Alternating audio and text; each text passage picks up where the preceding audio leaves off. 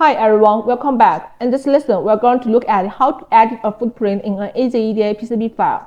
During PCB design, we often need to tweak component footprints to fit real design requirements.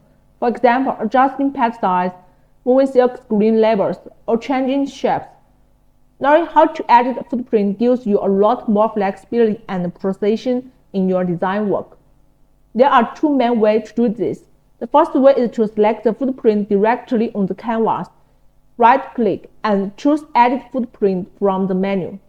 Here, you can decide whether you want the changes to apply only to these specific components or to the entire project.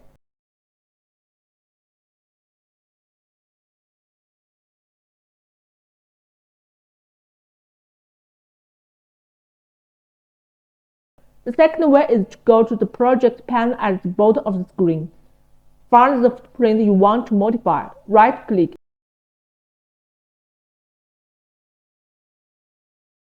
and again select Edit Footprint. In that case, any changes you make will affect that footprint across the whole project.